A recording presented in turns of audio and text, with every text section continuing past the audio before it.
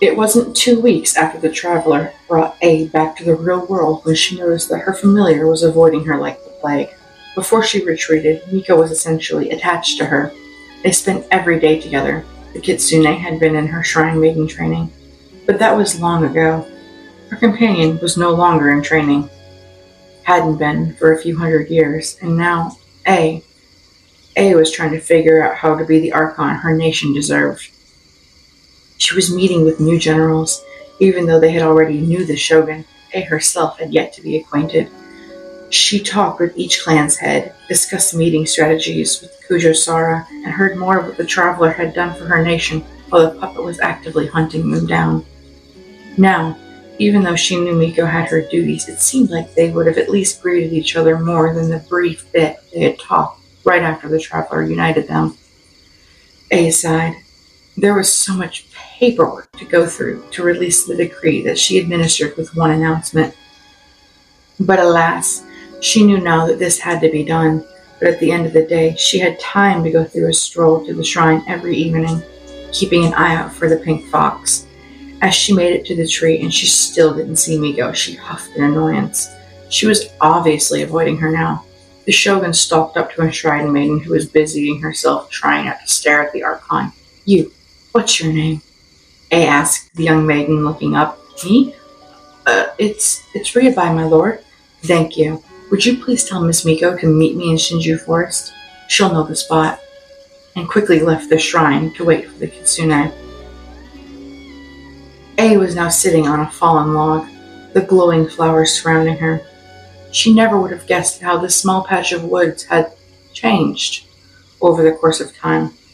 It was still a shock how everything was different, when to her all these years had felt like days, months at the most. As soon as she had entered her plane, it was like real life was paused, and in her mind, she hadn't realized the full consequences when she left. Yes, technically the puppet did her job, and did it well, but A never took into account how the change would affect both her and how she was viewed by her people, how she was viewed by Miko. Everything was so different. The people wore different clothes. The food was so much more different. They celebrated different holidays. It was now seeming like she was the only thing remaining, a relic of the past. But that was going to change. She was here now. She wanted to see her nation grow, no matter how much the idea worried her. Lost in thought, she didn't notice when the pink-haired woman strode up to her, standing at her side. Hey?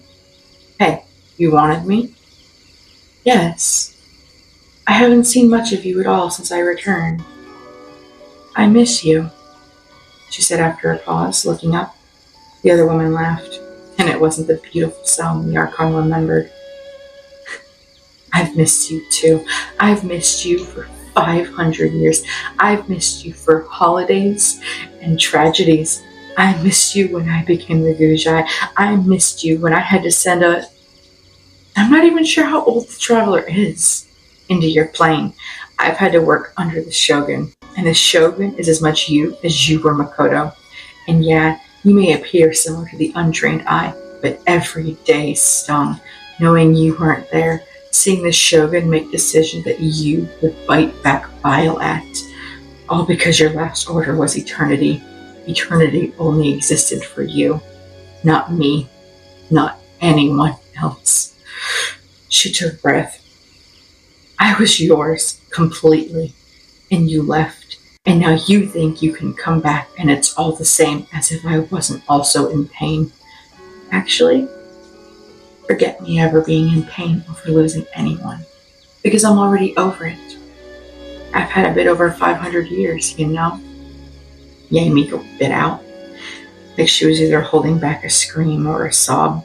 She was kneeling next to A. I loved you. I loved you so much that the rage I felt was indescribable. So I threw myself into making something of myself without you. But I'm back. A cut her off with a low voice. Yeah, you're back. And now I have to decide if I can force myself to trust you again, or if you're just going to vanish at the first inconvenience. The Archon began to open her mouth. No, I know that's not how it really is, that you don't control it. I don't... Shit. I do care.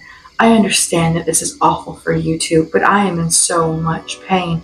I have never been able to move on, and I know our lives will never be the way they were before. But you requested my audience, and I'm giving it to you."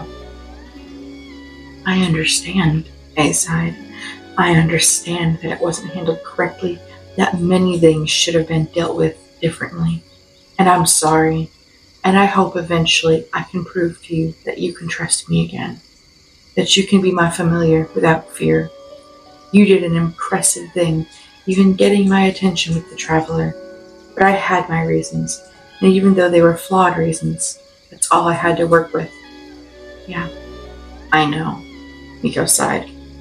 "It still hurt, and I'd be lying if I said it didn't hurt to this day. That's why I was avoiding you. If I don't accept you're here, I won't be as upset when you leave. At least, that's what I tell myself." She stood. "I hated being alone, not having my person, but I adapted. I got used to it, and I'll keep doing it until I'm sure," giving the Archon a small, sad smile. "Come see me at the shrine more. I promise to stop avoiding you." Miko turned and walked back towards the path leaving the forest, and her Archon